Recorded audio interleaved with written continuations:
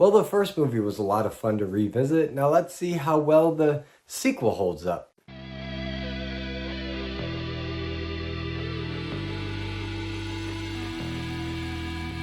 Men in Black 2. Now, Men in Black 2 came out in 2002, so a few years after the original came out, and it's got all the same people back together. You got Will Smith, Tommy Lee Jones, Barry Sonfeld directing. All the production people are more or less the same as in the first one, so you would think that they would recapture the magic that was that first Men in Black movie, because I thoroughly enjoyed that first movie. It was surprisingly good. It's kind of a niche idea, this agency that monitors alien activity, so having them revisit the same premise again, there's a lot of potential with that. And this movie, I gotta say, just doesn't quite capitalize on that potential like I hoped it would. There's a lot of lazy writing, a lot of retreads of the first movie that just feel kind of forced, and ultimately this movie doesn't leave much of an impression. Definitely not as big an impression as the original did, because this movie picks up a little bit after the first one left off. I can't say it ends right where the first one left off, because at the end of the first one, Kay got neuralized and he retired and he went out to live the rest of his days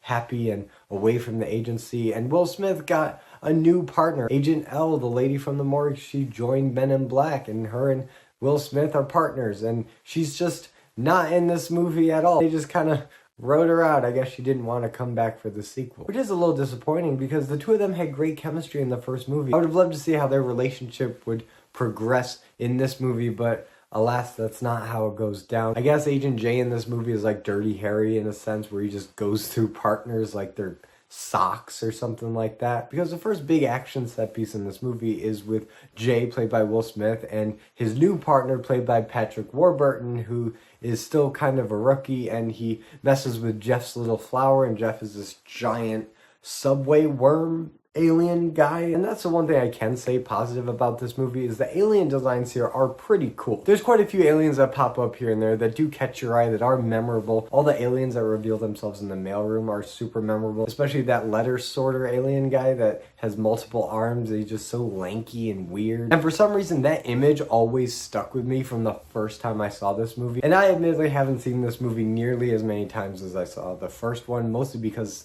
this one's just not as good. It never really held my attention all that much. But that dude in the mailroom, he always stuck with me. But instead of a giant cockroach in this movie being the main threat, we have this weird snake plant lady thing. I think her name is Serlina. She's this alien threat, this menace that popped up way back in the day, and Kay dealt with her and got her off-world, but now she's back. She starts off as this little rumor weed, and it multiplies, and I guess if it gets big enough, it can start to shapeshift, so it takes the form of this Victoria's Secret model. And honestly, the stuff that they do with Serlina is not all that special, because there's a lot that you can do with a plant-based, tendrily serpent lady. There's endless possibilities, and this movie's just content with doing the bare minimum. She doesn't get a lot of character development. She wants this light in the same way that the cockroach wanted the galaxy in the first movie, so she's searching for it. Kay knows where it is, but Kay's retired. So really the B plot of this movie is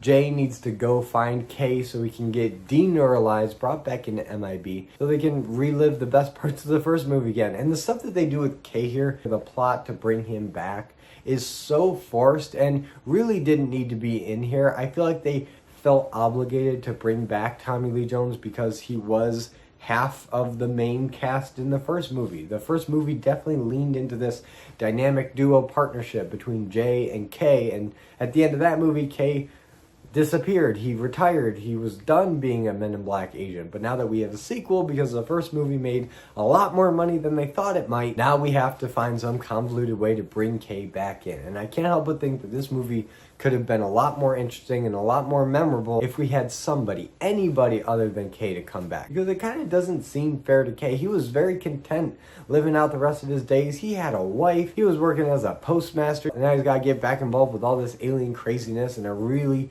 convoluted plot to unearth all these repressed memories, because the deneuralizer didn't work because it was a bootleg one by Tony Shalhoub, who is one of the best parts of these Men in Black movies, because he always gets a funny line. A lot of times that they shoot his head off and it regrows, it's always funny. So I did appreciate seeing him again. But By far the most annoying part of this movie is Serlena's sidekick, if I can even call it that. It's more like a henchman of sorts, played by Johnny Knoxville, and he's got two heads. He's got like a normal Johnny Knoxville body and a head. He's got this second head growing out of his backpack that they, bicker back and forth and stuff, which I guess on paper is kind of funny. They could get that little comedy just with one actor, but in execution it just doesn't quite get there for me. For one, it's just not really all that funny. The lines that they have to say here and Johnny Knoxville's delivery is just so obnoxious and annoying, and after a certain point in this movie you kind of wish that the character wasn't even in here, that Serlena would just kill him and be done with it. But another thing that always kind of bugged me about this movie is the lack of practical effects here. There's a lot of CGI in this movie, and to be fair, the original did have a fair amount of CGI as well, but this movie really